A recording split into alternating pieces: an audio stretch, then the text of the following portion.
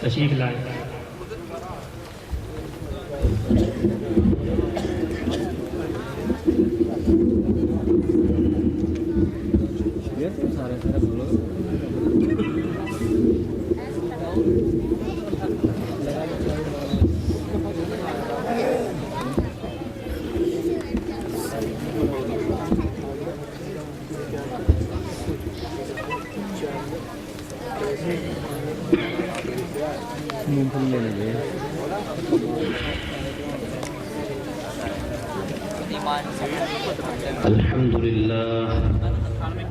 الحمد لله نحمده ونستعينه ونستغفره ونؤمن به ونتوكل عليه ونعوذ بالله من شرور أنفسنا ومن سيئات أعمالنا من يهده الله فلا مضل له ومن يضلله فلا هادي له ونشهد أن لا إله إلا الله وحده لا شريك له ونشهد أن سيدنا وحبيبنا وشفيعنا ومولانا محمدا عبده ورسوله أعوذ بالله من الشيطان الرجيم بسم الله الرحمن الرحيم وما أمروا إلا ليعبدوا الله مخلصين له الدين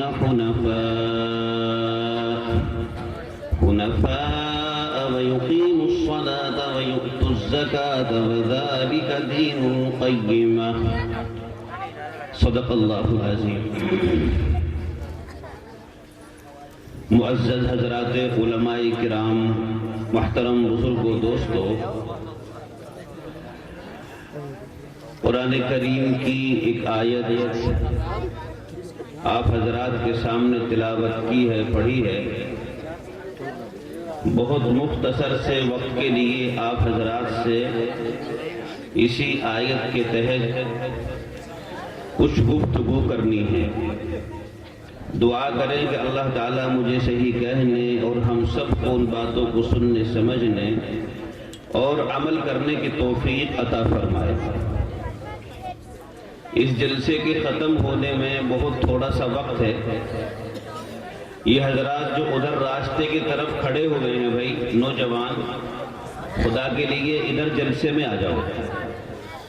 یہ کلچھینے کا جلسہ ہے، ہمارے لیے تو کلچھینے کا ہے، آپ کے لیے کسی محلے کا ہو، کسی چھوٹے مدرسے کا ہو، بڑے کا ہو، ہمارے لیے یہ کلچھینے کا جلسہ ہے۔ اور یہ کلچھینا کوئی چھوٹی موٹی آبادی نہیں، بہت بڑی آبادی ہے۔ اس لیے آپ حضرات سے میری درخواست ہے کہ جو حضرات ادھر ادھر کھڑے ہیں یہ سب جلسہ گاہ میں تشریف رکھیں۔ بہت مختصر سی باتیں ہوں گی اور اس کے بعد حضرت مفتی غلام نبی صاحب دامت برکاتہم تشریف فرما ہیں، ان کی نصیحتیں بھی سننی ہیں اور پھر انشاءاللہ یہ جلسہ ختم ہو جائے گا۔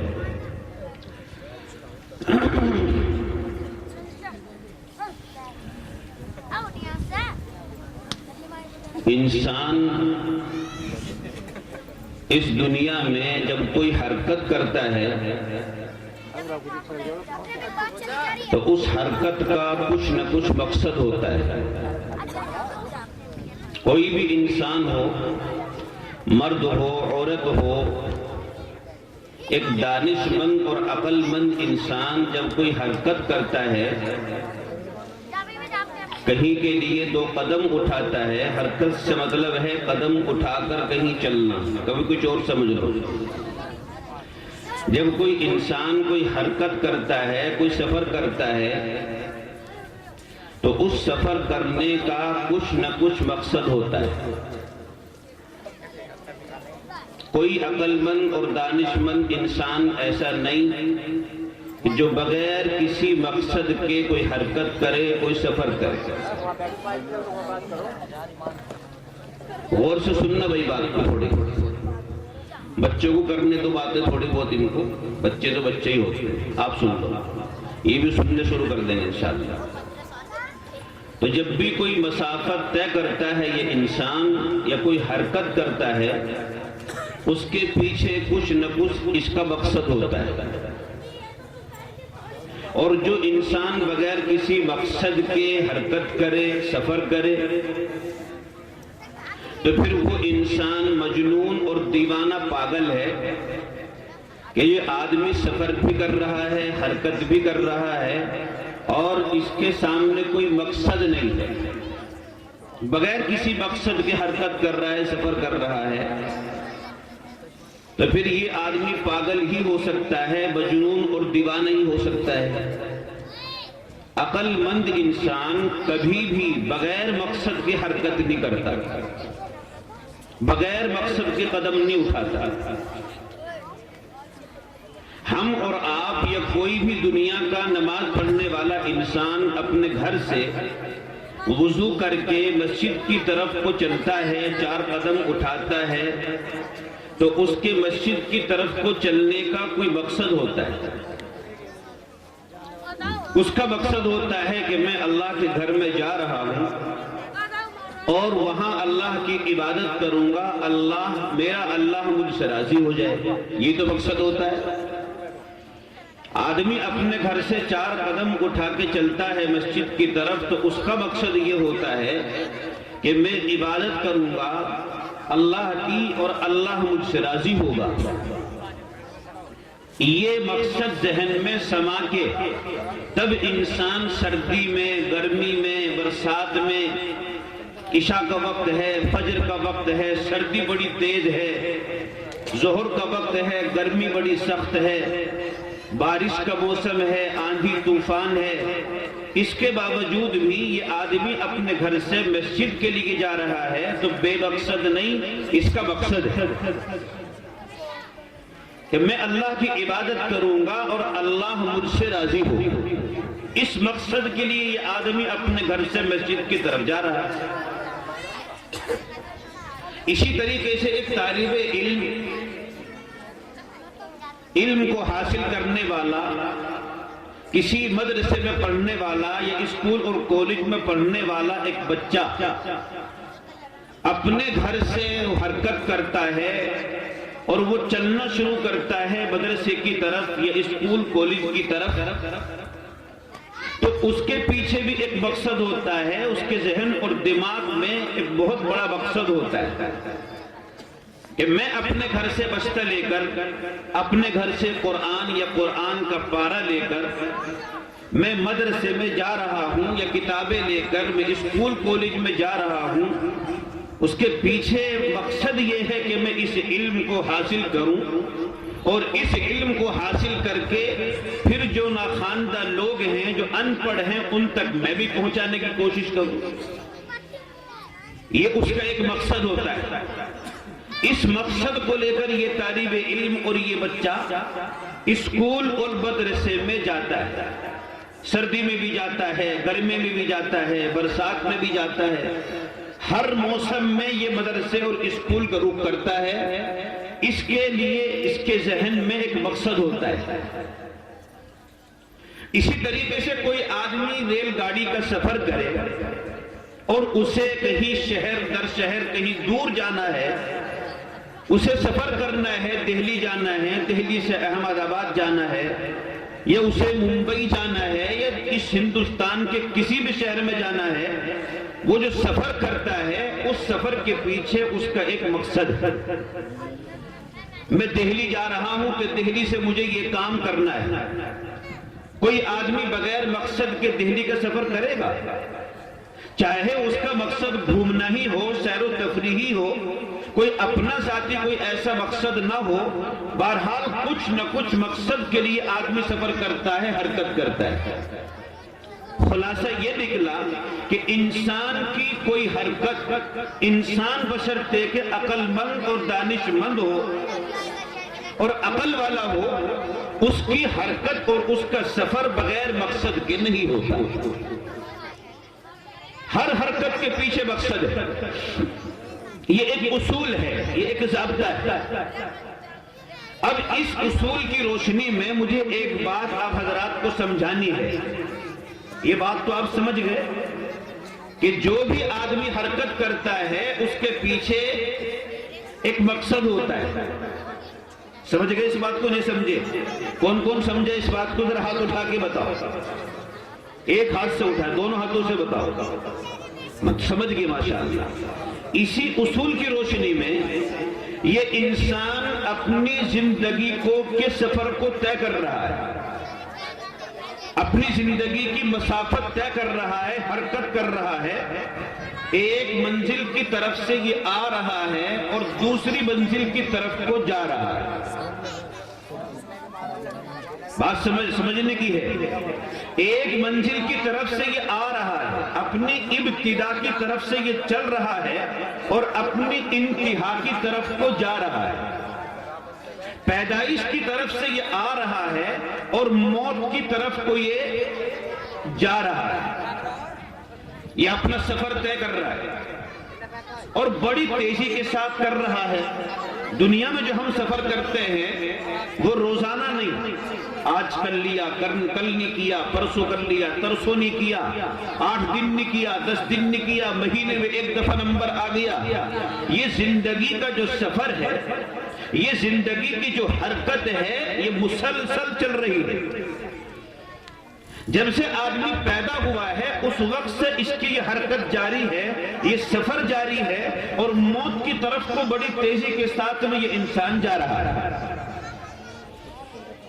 یہ اتنا لمبا سفر ہے اور یہ اتنی لمبی حرکت ہے کہ دنیا کی کوئی مسافت اور دنیا کا کوئی سفر اس کا مقابلہ نہیں کر سکتا. کر سکتا ہے بھائی؟ نہیں کر سکتا. تو اللہ نے یہ جو زندگی دی ہے اور جس کو ہم طے کر رہے ہیں، یہ حرکت روزانہ جاری ہے، کیا اس حرکت کا کوئی مقصد ہے یا نہیں ہے؟ یہ حرکت اور یہ زندگی کا جو سفر طے ہو رہا ہے، جیسے تمام سفر کے جو بھی دنیا کا سفر انسان کرتا ہے اس کے پیچھے کچھ نہ کچھ مقصد ہوتا ہے. یہ جو انسان زندگی کا سفر طے کر رہا ہے، کیا اس کے پیچھے کوئی مقصد نہیں ہوگا؟ اس کے پیچھے بھی ضرور کچھ نہ کچھ مقصد ہے. یہ جو انسان مستقل سفر طے کر رہا ہے زندگی کا اور بڑی تیزی کے ساتھ میں موت کی طرف کو جا رہا ہے، انتہا کی طرف کو جا رہا ہے، اس کے پیچھے بھی مقصد ہے. اللہ تعالیٰ نے بغیر مقصد کے اتنی لمبی زندگی نہیں دی ہے. اس زندگی کو دیا ہے اور اس زندگی کی مسافت کا مقصد بھی بتلایا ہے. اس کا مقصد بھی بتلایا ہے. ہم اور آپ سوچتے ہیں کہ ہماری زندگی کا سفر یہ ہماری پیدائش سے شروع ہوتا ہے. بچہ پیدا ہوا، زندگی کا سفر شروع ہو گیا، کیونکہ اس سے پہلے تو بچہ موجود ہی نہیں ہے، وجود بھی نہیں ہے. بچہ پیدا ہونے کے بعد زندگی کا سفر طے ہوتا ہے. ہم سب کی سوچ یہی ہے کہ جب آدمی پیدا ہوا وہی اس کا جنم دن ہے اور وہی اس کا پہلا دن ہے، اسی کو آدمی مناتا ہے. دنیا میں جو مناتے ہیں جنم دن، وہ اس کو مناتے ہیں جس دن یہ بچہ پیدا ہوا کہ آج سے اس کی زندگی کی شروعات ہوئی ہے. ہم بھی یہی مانتے ہیں، غیر بھی یہی مانتے ہیں، سب کا ذہن ایک صحیح ہے. لیکن یاد رکھو میرے محترم بزرگوں، دوستو، اس بات کو یاد رکھو، انسان کی زندگی کا سفر بچے کی پیدائش سے شروع نہیں ہوتا، بلکہ انسان کی پیدائش، انسان کی زندگی کا سفر اس سے بہت پہلے شروع ہو جاتا ہے. اس سے بہت پہلے شروع ہو جاتا ہے. یہ جو ماں کا پیٹ ہے اور ماں کا رحم ہے جس کے اندر بچہ رہتا ہے، یہ تو زندگی کے سفر کا ایک اسٹیشن ہے، اسٹاپ ہے. یہاں یہ 9 مہینے تک آرام کرتا ہے اور اس کے بعد پھر دوسری دنیا میں منتقل ہو جاتا ہے. اس کا سفر تو بہت پہلے سے شروع ہو گیا. حدیث شریف میں ہے کہ اللہ تبارک و تعالیٰ نے جب حضرت آدم علیہ السلام کو پیدا کیا، حضرت آدم سب سے پہلا انسان کون ہے؟ ارے کون ہے سب سے پہلا؟ حضرت آدم علیہ السلام کو اللہ تبارک و تعالیٰ نے پیدا کیا. تو حضرت آدم کو پیدا فرمانے کے بعد اللہ تبارک و تعالیٰ نے حضرت آدم علیہ السلام کی پشت پر اپنا دایاں ہاتھ مارا. ان کی پیٹھ پر، ان کی کمر پر اپنا دایاں ہاتھ مارا۔ اللہ کی شایان نشان ہاتھ کیسا ہے؟ ہمارے اور تمہارے جیسا اللہ کا ہاتھ نہیں۔ دایاں ہاتھ جب پیٹھ پر مارا تو اس سے ایک مخلوق نکلی، اور وہ مخلوق نکلی کہ جو ساری کی ساری مخلوق جنت میں جانے والی ہے۔ سارے مرد، ساری عورتیں، جو مخلوق جنت میں جانے والی ہے، جو انسان جنت میں جانے والے ہیں، وہ سارے کے سارے دایاں ہاتھ پر مارتے ہی سارے نکل پڑے۔ اللہ تبارک و تعالیٰ نے بایاں ہاتھ حضرت آدم علیہ السلام کی پشت پر مارا، تو پھر جو جہنم میں جانے والے لوگ ہیں وہ سارے کے سارے نکل پڑے۔ وہ مرد ہوں یا عورت ہوں، سارے کے سارے انسان بایاں ہاتھ نکلتے ہی نکل گئے، وہ جو جہنم میں جانے والے ہیں، اور دایاں ہاتھ لگتے ہی نکل گئے وہ جو جنت میں جانے والے ہیں۔ یہ یہاں سے انسانی زندگی کی شروعات ہے، اور انسانی زندگی کا سفر یہاں سے شروع ہے۔ اب یہ سارے کے سارے انسان، مرد اور عورت، ایک مجمع میں ہیں، ایک میدان میں ہیں۔ ان کی کوئی صف نہیں ہے، کوئی ترتیب نہیں ہے، کیفا متفق، بغیر کسی ترتیب کے ایک میدان میں کھڑے ہوئے ہیں۔ حدیث شریف کے اندر آتا ہے کہ اس میدان میں جب حضرت آدم علیہ السلام کی پشت سے یہ جنت والے بھی نکلے اور جہنم والے بھی نکلے اور ایک میدان میں جمع ہو گئے، تو چونکہ ترتیب کچھ نہیں ہے، صف بندی نہیں ہے، لائن نہیں ہے، قطار نہیں ہے، کسی کا چہرہ کسی کے سامنے ہے، کسی کی پشت کسی کے سامنے ہے، کوئی کسی کے کندھے سے لگا ہوا ہے اور کوئی کسی کے برابر میں کھڑا ہوا ہے۔ مجمع میں جیسے عام طور پہ ہوتا ہے، جیسے انسان میدان میں کھڑے ہوئے ہوں، کسی کا چہرہ کسی کے سامنے ہے، کسی کی پشت کسی کے پیچھے ہے، کسی کے سامنے ہے، کسی کا پیچھا ہے، کسی کوئی دائیں سائڈ میں ہے، کوئی بائیں سائڈ میں ہے، تو یہ سارے کے سارے انسان ایک مجمع میں ہیں۔ حدیث شریف میں آتا ہے کہ اس میدان میں جس آدمی کا چہرہ جس آدمی کے سامنے آیا، دنیا میں یہ آدمی اس سے محبت کرے گا، دنیا میں یہ آدمی اس سے دوستی کرے گا، اور اس کا پیار اس سے ہوگا، چاہے وہ آدمی عرب کا ہو، عجم کا ہو، مشرق کا ہو، مغرب کا ہو، کہیں کا بھی انسان رہنے والا ہو، جس آدمی کا چہرہ جس آدمی کے سامنے اس مجمع میں رہا ہے، یہ آدمی دنیا کے بعد آپس میں دونوں محبت کریں گے، پیار سے رہیں گے۔ اور جس آدمی کی پشت کسی کے پیچھے رہی، چہرہ نہیں رہا بلکہ اس کی طرف کو پشت رہی ہے، چہرہ نہیں رہا، حدیث شریف میں آیا کہ ان آدمیوں کی آپس میں محبت نہیں رہے گی، ان میں پیار نہیں رہے گا، ان میں دوری رہے گی، دشمنی رہے گی۔ اور جو آدمی سائیڈ میں کھڑا ہوا ہے، اس کے کندھے سے لگا ہوا ہے، وہ کبھی لگتا ہے، کبھی ہٹ جاتا ہے، جیسے مجمع میں ہوتا ہے، کبھی آدمی قریب آ گیا، کبھی دور چلا گیا۔ جو ایسا انسان اس مجمع میں رہا، حدیث شریف میں آتا ہے کہ یہ دنیا کی زندگی میں اس مسافت میں کبھی آپس میں محبت کریں گے اور کبھی آپس میں دوری اختیار ہو۔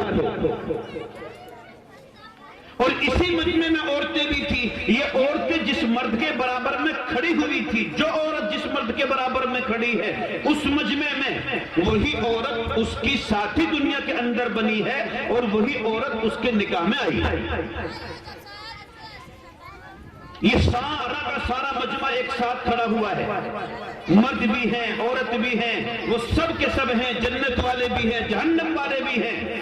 اللہ نے اپنے سامنے ان کو کھڑا کیا اور اللہ تبارک و تعالیٰ نے ان سے ایک خطاب کیا، ان کے سامنے تقریر کی۔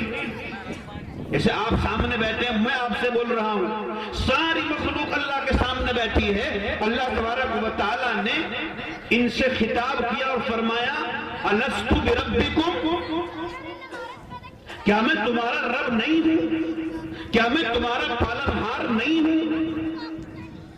ان سب سے خطاب کیا۔ اس مجمع میں رسول بھی ہیں، آدم سے لے کر جناب نبی اکرم صلی اللہ تعالی علیہ وسلم تک جتنے نبی آئے اور جتنے رسول آئے، سارے کے سارے انبیاء اور رسول اس مجمع کے اندر جمع ہیں، اور سارے مرد جمع ہیں اور ساری عورتیں جمع ہیں۔ اللہ نے فرمایا بتاؤ میں تمہارا رب ہوں کہ نہیں؟ سب خاموش، کسی کی طرف سے کوئی جواب نہیں، سارا مجمع کھڑا ہے، قیامت تک آنے والی ساری انسانیت کھڑی ہے، کسی کی طرف سے کوئی جواب نہیں ہے۔ اللہ کے نبی جناب نبی اکرم صلی اللہ تعالی علیہ وسلم جو ہمارے نبی ہیں، ہمارے نبی کا نام یاد ہے بھائی؟ اپنے نبی کا نام یاد ہے کہ نہیں آپ حضرات کے؟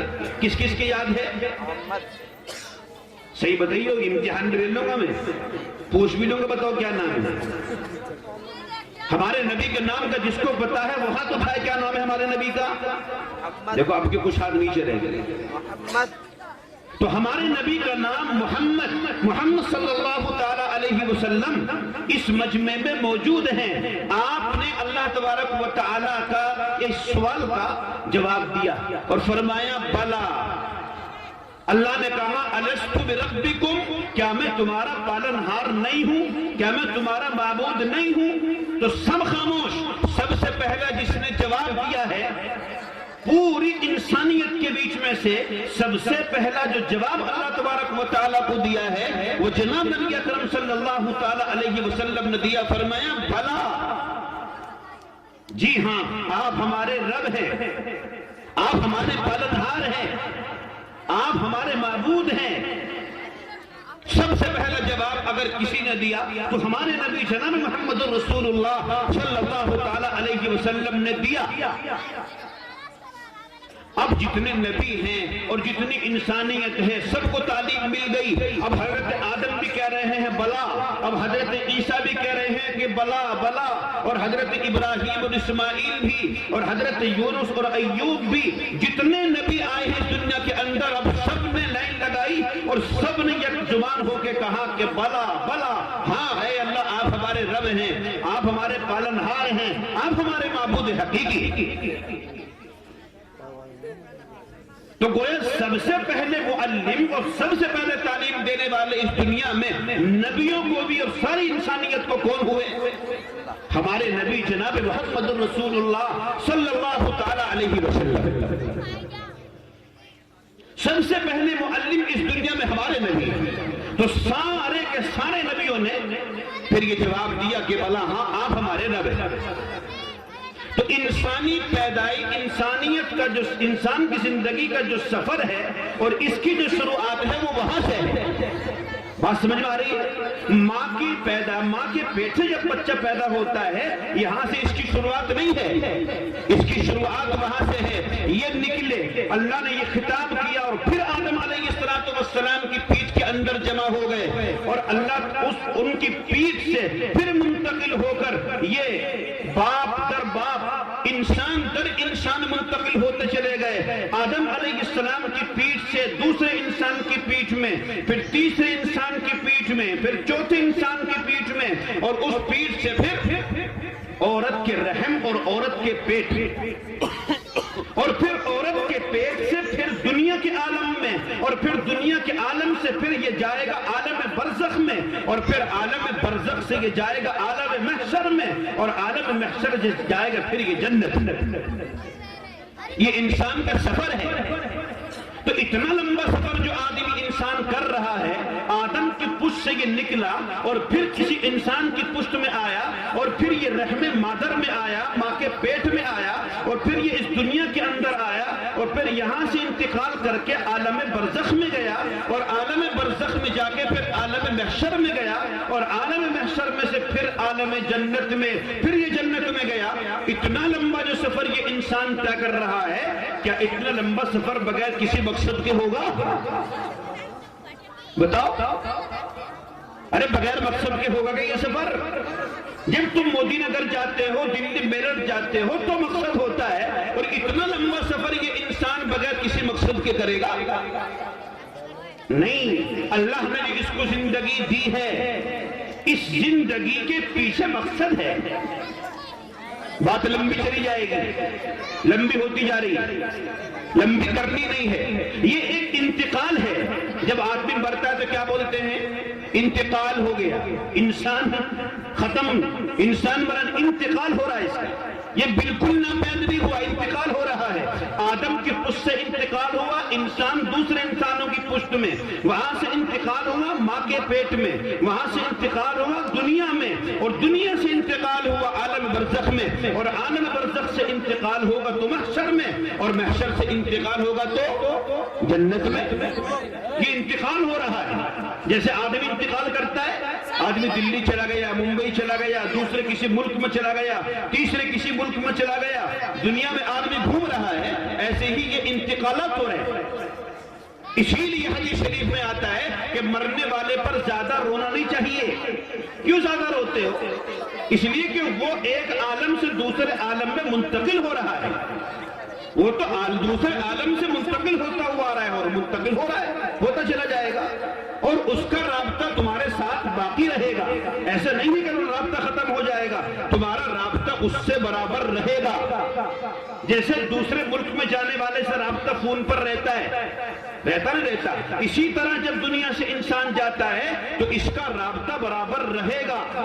آپ ایصال ثواب کریں گے، قبرستان جاتا ہے انسان، اور قبرستان میں جانے کے بعد اس قبر پر ایصال ثواب کرنے کا طریقہ اور اصول یہ ہے کہ آدمی قبلے کی طرف کو پشت کرے، اور اس میت کی طرف کو اپنا رخ کرے، اور جا کر کہے السلام علیکم، السلام علیکم سلام کرو، اور اس پہ سورہ فاتحہ پڑھو اور اخلاص پڑھو۔ یہ میت اور یہ تمہارا بھائی اور چچا اور تاؤ، اور یہ جو تمہارا رشتہ دار اس قبر میں پڑا ہوا ہے، چونکہ اس کا چہرہ قبلے کی طرف کو ہے، اور تم قبلے کی طرف پشت کر کے اور اس کی طرف کو چہرہ کر کے جو سلام کر رہے ہو، یہ تمہارا سلام لے رہا ہے، اور یہ جو تم دعا اور سورت پڑھ رہے ہو، یہ تمہاری اس دعا اور سورت کو سن رہا ہے، یہ دیکھ رہا ہے۔ میرا بھائی آیا، اس نے سورہ فاتحہ پڑھی ہے، میرا چچا آیا، اس نے سورہ اخلاص پڑھی ہے، میرا اور کوئی آیا رشتہ دار، اس نے کوئی اور سورت پڑھی ہے، یہ سن رہا ہے۔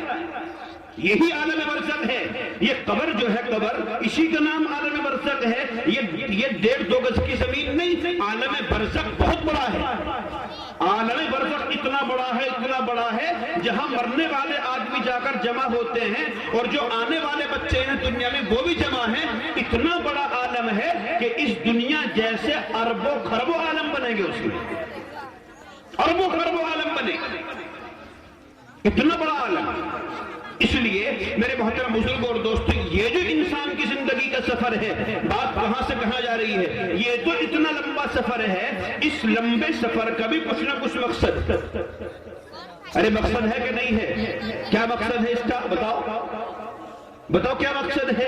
اتنا لمبا تم سفر کر کے آ رہے ہو، آدم علیہ السلام کی پیٹ سے نکل کے، اور تم جنت تک چلے جاؤ گے، اور کتنے اس کے بیچ میں اسٹاپ ہیں، اور کتنا کہاں آپ کو ٹھہرنا ہے۔ اس زندگی کے سفر کا مقصد کیا ہے بتاؤ؟ تم بتاؤ گے یا میں بتاؤں؟ ارے بتاؤ، تم بتاؤ گے میں؟ یہ تم ہی بتا دو آج، کل چھنے والے تم ہی بتاؤ کیا مقصد ہے۔ جب تم اپنا سفر کرتے ہو تو سب مقصد لے کے چلتے ہو نا، مجھے یہ جوڑا لانا ہے، یہ زیورات لانے ہیں، یہ فلاں لانی ہے، یہ فلاں لانی ہے، اپنے سفر کے مقصد جانتے ہو۔ اور جو زندگی اللہ نے 40-50 برس کی زندگی دی ہے، یہ جو بڑی تیزی کے ساتھ سفر ہو رہا ہے، اس کے مقصد نہیں جانتے، اس کے مقصد کا پتہ نہیں ہے۔ اس کا مقصد قرآن سے پوچھو، میں بھی پوچھتا ہوں، تم بھی پوچھو، پتہ ہے؟ قرآن بتائے گا اس کا مقصد کیا ہے۔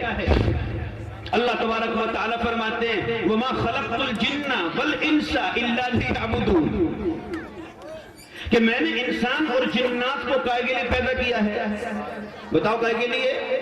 اپنی عبادت کے لیے۔ اس لمبی زندگی کی اور اس لمبے سفر کا جو مقصد ہے، صرف اور صرف اللہ کی اطاعت اور اللہ کی عبادت ہے، اس کے علاوہ کچھ نہیں۔ آ رہی بات سمجھ میں؟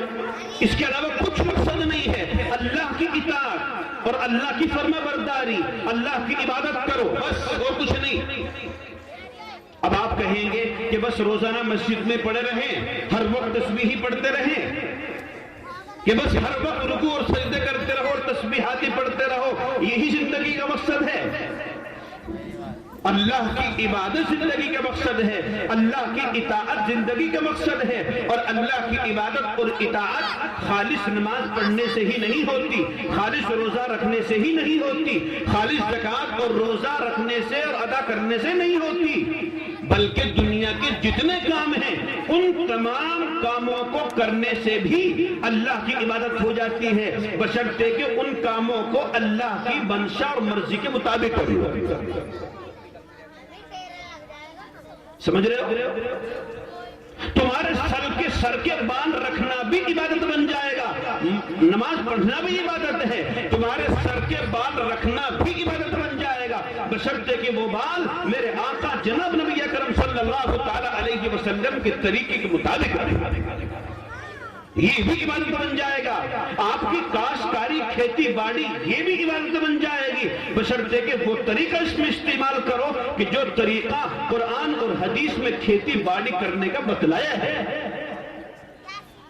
اس طریقے پر کرو تو یہ کھیتی کرنا بھی عبادت ہے۔ خلاصہ یہ ہے کہ انسان کے اتنے لمبے سفر کا مقصد ہے اللہ کی عبادت اور اطاعت۔ اب جنگل میں آدمی کام کر رہا ہے، جنگل میں گیا اور اس نے کھیت کو بہایا اور وہ ہل لے جا رہا ہے یا ٹریکٹر لے جا رہا ہے، اور وہ پیچھے جو ہیرو ہے وہ ڈولی کے پاس لے گیا، اور ڈولی کے پاس لے جانے کے بعد میں ایک دو انگل ڈولی کاٹ کے اپنی طرف کر لیا، اور وہ ہل بالکل ڈولی کے اندر گھسا دیا کہ 2 انگل ڈولی کی یہ زمین میرے کھیت کی طرف آ جائے اور میرے کھیت 2 انگل بڑھ جائے۔ بتاؤ یہ سنت اور شریعت کے مطابق کھیتی ہے یا اس کے خلاف ہے؟ خلاف ہے نا۔ آپ نے 2 انگل زمین اپنی کھیت کی طرف کو اگر کر لی اور اس میں کلو 2 کلو دانے ہو گئے، 10-20 گنے پیدا ہو گئے، تو ان 10-20 گنوں نے تمہاری ساری کھیتی کو خراب کر دیا کہ نہیں کر دیا؟ ان 2-4 کلو دانوں نے تمہارے سارے دانوں کو خراب کر دیا کہ نہیں کر دیا؟ ہونا تو یہ چاہیے تھا کہ اس ڈولی سے 2 انگل دور رہتے، اس ڈولی سے 2 انگل دور رہتے، اور ہوتا یہ ہے کہ ہم 2 انگل اور اس کے اندر کو گھس جاتے، اس سے دور رہتے تو برکت ہوتی، یہ دیانت کے ساتھ میں کام ہوتا اور یہی کام تمہارا عبادت بنتا۔ لیکن جب تم نے 1-2 انگل ڈولی اپنی طرف کو کر لی تو پھر یہ دیانت نہیں رہا، یہ خیانت ہو گیا، اور اب اس کے اندر بے برکتی آئے گی، یہ عبادت نہیں رہا۔ یہ کھیتی باڑی کرنا بھی عبادت بن جائے گا بشرطے کہ سنت اور شریعت کے مطابق، تجارت کرنا بھی عبادت بن جائے گا بشرطے کہ سنت اور شریعت کے مطابق۔ اس لیے میرے محترم بزرگوں اور دوستوں، نیت کرو، ارادہ کرو کہ انشاءاللہ کام سارے کریں گے، خالص نماز ہی نہیں، خالص روزہ زکوٰۃ اور حج ہی نہیں، سارے کام کریں گے، لیکن ان کاموں کو اللہ کی منشا کے مطابق کریں گے انشاءاللہ۔ ارے کہو انشاءاللہ، کون کون کرے گا؟ اور یہ دین کے ساتھ کاموں کو کرنے کی جو تعلیم ہے کہ ہر کام کو دین کے مطابق کیا جائے اور ہر کام کو اللہ کے منشا کے مطابق کیا جائے، یہ تعلیم کہاں ملتی ہے بھائی؟ ارے کہاں ملتی ہے یہ تعلیم؟ اس تعلیم کو دلانے کے لیے اور اس تعلیم کو لوگوں تک پہنچانے کے لیے علماء کرام نے اس کے جگہ بتائی، اس کے لیے مرکز قائم کیے، بڑا سنہرا موقع علماء کرام نے، اکابرین نے ان کے لیے راستہ نکالا، یہ مدارس اسلامیہ کا جال بچھا دیا، ان میں آؤ اور تجارت کرنے کے اصول سیکھو، بال رکھنے کے طریقے سیکھو، لباس پہننے کا طریقہ سیکھو، تجارت کرنے کے اصول اور ضابطے سیکھو، زندگی گزارنے کا طریقہ تمہیں یہ مدرسے بتلائیں گے، بیوی بچوں کے ساتھ رہنے کا طریقہ یہ بتلائیں گے، ماں باپ کے ساتھ رہنے کا طریقہ یہ بتلائیں گے، پڑوسیوں کے ساتھ رہنے کا طریقہ یہ بتلائیں گے، اپنوں کے ساتھ اور غیروں کے ساتھ برتاؤ کرنے کا طریقہ کون بتلائے گا بھائی؟ ارے کون بتلائے گا؟ یہ مدارس اسلام یہ بتلائیں گے، یہ بتلائیں گے، آؤ تمہارے سارے کام عبادت بنتے ہیں، یہاں آ کے سیکھو، سارے کام عبادت بنے گی۔ آج تو ایسے ایسے بال رکھنے شروع کر دیے کہ جن کا پتہ ہی نہیں کیسے کیسے بال ہیں، کسی کے یہاں پڑے ہیں سارے پیچھے ختم، کسی کے پیچھے سارے پڑے ہیں آگے ختم، کسی کے سیر میں پڑے ہیں یہ سیر ختم۔ عجیب، ایسا لگتا ہے مسلمان کہ جیسے اس کے پاس کوئی قرآن نہیں ہے، کوئی کتاب نہیں ہے، کوئی رہنما نہیں ہے، تیرے پاس کوئی رسول اور نبی نہیں ہے، کیا نہیں ہے تیرے دیا، لیکن ہم تعلیم سے اور دین سے دور ہیں، اس لیے ہمیں پتہ نہیں کہ بال کیسے رکھنے ہیں، لباس کیسے پہننا ہے، تجارت کیسے کرنی ہے، کھیتی باڑی کیسے کرنی ہے، ہمیں پتہ نہیں، چونکہ تعلیم سے دور ہے۔ اور یہ تعلیم سے دور ہونا یہ سب سے بڑی بیماری ہے۔ ہم بخار کے علاج کرتے ہیں، ہم کوئی حکومت لگ رہی ہے پیچھے پولیو کی دوائیں پلاؤ کہ کوئی کسی کا ہاتھ ختم نہ ہو جائے، کسی کا پیر ختم نہ ہو جائے، کسی کے سر میں درد ہوتا ہے تو دوائی، بخار آتا ہے تو دوائی۔ اور سب سے بڑی بیماری اگر کوئی ہے تو کون ہے بھائی؟ سب سے بڑی بیماری اگر کوئی ہے انسان کے لیے تو وہ ان پڑھ ہونا، جاہل ہونا ہے۔ یہ سب سے بڑی بیماری ہے۔ اس کا علاج کون کرے گا؟ ارے اس کا علاج کون کرے گا بتاؤ؟ علاج کرتے ہو تو نہیں کرتے تم؟ پیٹ میں درد ہو گیا چلو ڈاکٹر کے پاس دوائی لائیں، سر میں درد ہو گیا جاؤ ڈاکٹر کے پاس، کچھ اور مرض پیدا ہو گیا چلو ڈاکٹر کے پاس۔ اور یہ جہالت کا مرض اور یہ ناخواندگی کا مرض اور یہ ان پڑھ ہونا، یہ مرض ہمارے اندر پیدا، ہمارے بچوں میں پیدا ہے، اس کو دور کرنا یہ سب سے بڑی بیماری ہے۔ اس کو دور کرنا ضروری ہے کہ نہیں ہے بتاؤ؟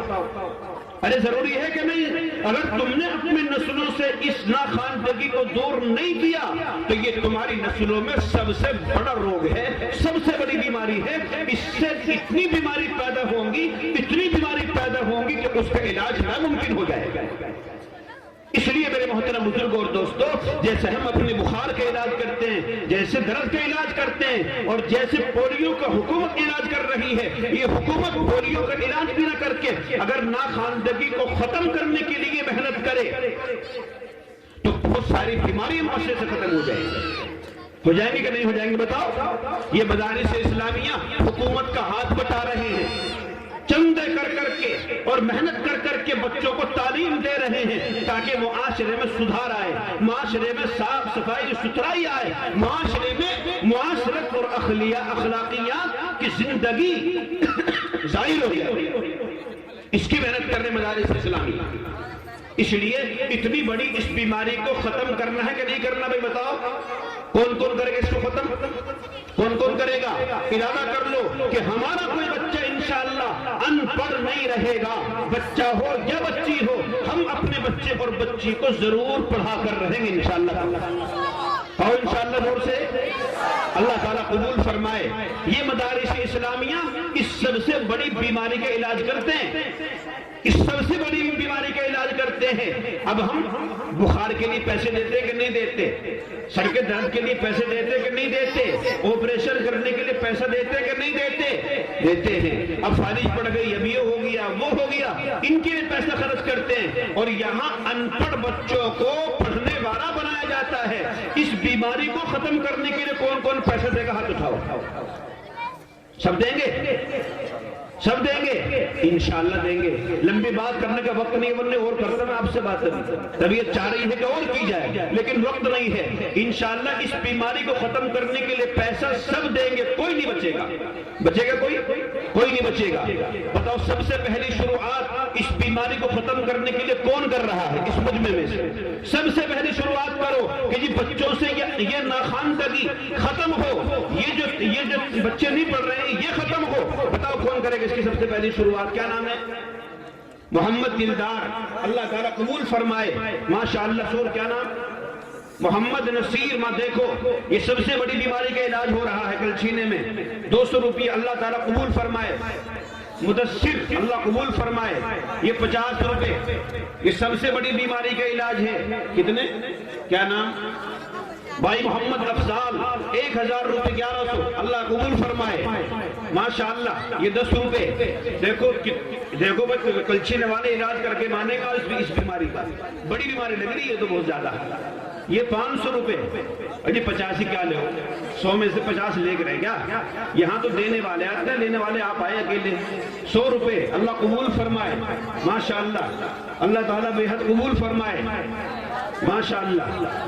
یہ 100 روپے دیکھو کلچینے والے کیسے علاج کر رہے ہیں، کوئی نہ بچے بالکل، ماشاءاللہ۔ لو جی بہت سارے روپے ہیں، تو کیا نام؟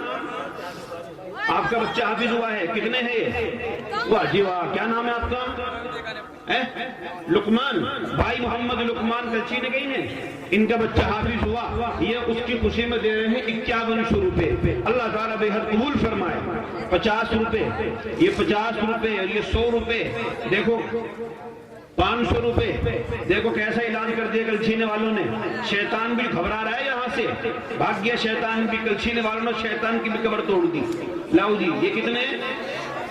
1000، کیا نام بتاؤ؟ 1000 روپے اس کا علاج کر دیا۔ لاؤ، یہ کتنے؟ دو قسط کے، کیا نام؟ بھائی محمد فاروق کے 2000، اللہ قبول فرمائے، ماشاءاللہ۔ اور بھی ہیں، یہی تھے بس، بہرحال حصہ لے لیا کہ اصلاح خاندان کو ختم کرنا ہے، 10 روپے، اللہ تعالیٰ قبول فرمائے۔ لاؤ، عورتیں بھی اس میں حصہ لو، اسے ختم کریں گے اس بیماری کو، سب سے بڑی بیماری لگ رہی ہے، اور عورتوں میں تو زیادہ ہی ہے بیماری ہے، یہ تو پڑھ کے نہیں دیتے بالکل۔ لاؤ جلدی اس بیماری کو ختم کرو، اسے ختم کرے گی بیماری کو، یہ سب سے بڑا روگ ہے، ان پڑھ ہونا سب سے بڑا روگ ہے۔ اس بیماری کے لیے یہ سینٹر قائم ہے، جو یہاں آئے گا اس کی یہ بیماری ختم ہو جائے گی انشاءاللہ۔ ہے جی؟ اچھا، حاجی عارف بھٹے والے، ماشاءاللہ، 1 2 3 4 5 دونی 10، سنو صحیح، ایک منٹ کو سن لو، ایسے کیا ہو گئے اتنی، مطلب ناراض ہو رہے کیا نہیں؟ یہ 10 ہیں، ایک اور ملا دو، ان میں 11 کر لو بس۔ یہ ہمارے بھائی عارف بھٹے والے، ماشاءاللہ، اللہ لو جی ڈبل کر دیا انہوں نے کام۔ اچھا، ایک دن ہی پڑیں گے، ماشاءاللہ، ہمارے 12 ہو گئے دیکھیں شاید۔ یہ بھائی عارف بھٹے والے، ان کی طرف سے 11000 روپے اللہ تعالیٰ قبول فرمائے، ادھر دے دو 1000 روپے، اللہ تعالیٰ قبول فرمائے۔ یہ 500 اس کے، کیا نام؟ ارے نام تو بتلا دو، کالی ٹوپی والے، فاروق بھائی، 500 روپے اللہ قبول فرمائے، ماشاءاللہ۔ کیا نام؟ عبد الرؤوف، یہ 500 روپے اللہ تعالیٰ قبول فرمائے۔ عورتوں میں سے کوئی روپا نہیں آیا، عورتوں میں سے کوئی کپڑا نہیں آیا، کوئی زیور نہیں آیا، کیسی عورتیں کلچینے کی ہے؟ لاؤ بھائی، کلچینے کی کہاں ہے؟ پتہ نہیں کس کس گاؤں کی ہوں گی، لاؤ۔ لیکن آپ تو کلچینے میں گئی، ان کلچینے والوں نے کچھ دیا کہ نہیں دیا ان کو؟ 1000 کس کے ہے جی؟ بھائی محمد خالد، ماشاءاللہ، یہ بھی اس بیماری کو ختم کرنے کے لیے 1000 روپے دے رہے ہیں، اور یہ 600 روپے اللہ تعالیٰ قبول فرمائے، اللہ ان کے کاروبار کی حفاظت فرمائے۔ یہ کلچینہ گاؤں ہے ماشاءاللہ، چودھریوں کا پکا، بہادر لوگ کلچینے کے، دیکھو ایک ہاتھ تو بھر دیا ماشاءاللہ۔ مجھے تو امید بھی نہیں تھی اتنے روپے اس جلسے میں آ جائیں گے، تھوڑے سے آدمی بیٹھے، آدمی تھوڑے سے اور پیسے اتنے سارے آگے ماشاءاللہ، اور بھی آنے گا ابھی تو، ابھی عورتوں میں سے تو باقی رہ گئی ہے، عورتوں کا نام بالکل نہیں آیا، کیا بات ہے نہیں عورتیاں نہ ہو تو ٹھیک ہے۔ بھائی ایک بچے جاؤ عورتوں میں، بیان بچی تھوڑی سنا ہے، اس کی فیس دو، لاؤ جی 500 روپے۔ کیا نام ہے؟ عارف، بھائی محمد عارف، 500 روپے امرالے سے، کلچینے کی نہیں ہے نا؟ اچھا، امرالے سے ایک عورت آئی ہے، یہ ہیں کتنے؟ 100 روپے اور 2، یہ اسے کیا کہ بول رہے ہیں؟ چاندی کی چھلی، چاندی کی چھلی آ گئی ماشاءاللہ امرالے سے۔ کیا نا؟ نہیں، گاؤں کا، امرالے سے آ گئی، اور یہ کس کے پیسے؟ عورتوں میں سے، ماشاءاللہ عورتوں میں سے بہت سارے آگے بھئی یہ 10 10 20 20 50 50 کے بہت ہیں، 500 کا بھی ہے۔ اچھا، اس کا مطلب عورتیں مضبوط ہیں یہاں ماشاءاللہ۔ 500 روپے دے میں،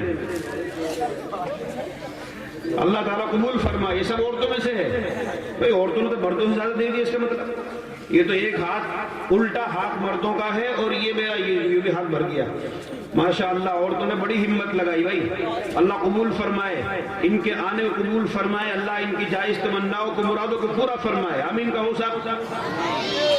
عورتیں ماشاءاللہ پیسہ بھی، جوڑے بھی، زیور بھی، باقی زیور تو یہ 2 ہی آئی چھوٹی چھوٹی، یہ بھی پرانی سی ٹوٹ گئی بھائی، صحیح سی بھجواؤ نا، کوئی نئی سی بھجواؤ، کوئی چھلی چٹی، کوئی یہ چاندی کی انگوٹھی، پازیب سیمپل کچھ تو ہوں گی، تم نے پہن رکھی انگوٹھی، لاؤ جتنے دینے، یہ خرید یہاں کو رکھ لو بھائی، انہیں اٹھا لیو ورنہ گر جائیں گے، لاؤ جی کتنے گنو گئے؟ سارے گن لو لے کر اللہ کا نام. ٹینشن ہم بالکل نہیں لیتے, ہم تو بے ٹینشن ہیں. ہم ٹینشن لیں گے تو پھر یہ چندہ کیسے ہوگا؟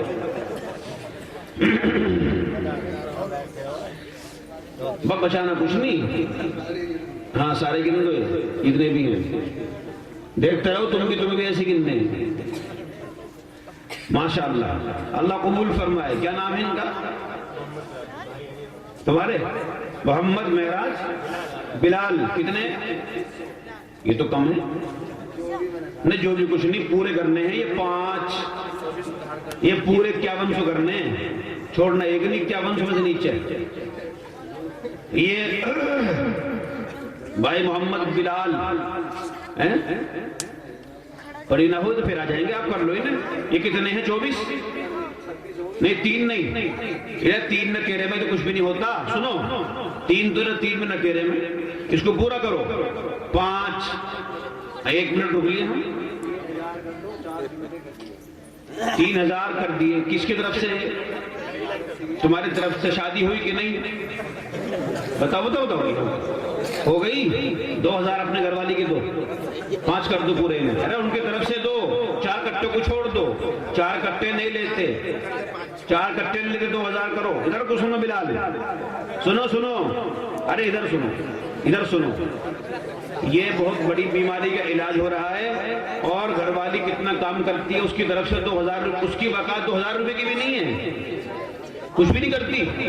ارے یہ کہہ رہے ہیں کچھ بھی نہیں کرتی. آج میں راڈ ہوگی دیکھ رہا ہے, ایسا لگ رہا ہے. کر دیے 2000 روپے ان کی طرف سے. 3 اور 2 کتنے ہو گئے بھائی؟ 5. بھائی محمد بلال کے ماشاءاللہ 5, 3 اپنے اور 2 گھر والی کے, ورنہ راڈ آج ہی ہونے والی تھی. بچ کی جان. لے آؤ جی. نہیں جی عورت کا درجہ کم ہوتا ہے. اللہ تعالیٰ قبول فرمائے. 2000 کی. کیا نام؟ بڑے یہ بھائی ہیں تھوڑے. سنو. ہاں یہ بچے لے کے آئی 20 روپے. اللہ قبول فرمائے. کیا نام ہے ان کا؟ عمران. محمد عمران پردھان جی. پردھان ہیں موجودہ, پہلے ثابت, وہ جیسے بھی ہیں, ہارے جیتے ہیں, بہرحال نام ہے پردھان کا نام ہی بڑا ہے, چاہے ہارے میں چاہے جیتے میں ہوں. تو یہ 2000 روپے جو ہیں یہ اپنا جوڑا چاہتا ہے. ہاں جوڑا ملا اس کا. ایسے کیا ہو گیا؟ بالکل جوڑا ملا دیا. ہوئی نا بات؟ ماشاءاللہ. یہ ہمارے بھائی محمد عمران, اور اگر 1000 اور دے دو تو پھر آپ کو دعا کر دو تو میں پردھانی بنوا دوں. اگر یہ اچھا چلو جی ماشاءاللہ. 4000 روپے ہمارے پردھان جی بھائی محمد عمران. اللہ تعالیٰ ان 4000 روپے کو قبول فرمائے, اور اللہ ان کے جائز مقاصد میں کامیابی عطا فرمائے. اللہ ان کے جان مال کی حفاظت فرمائے. اور اگر 1000 روپے اور دے دے تو 1 دعا اور دے دوں تم, پھر 1 دعا اور دے دوں لڑکے کی.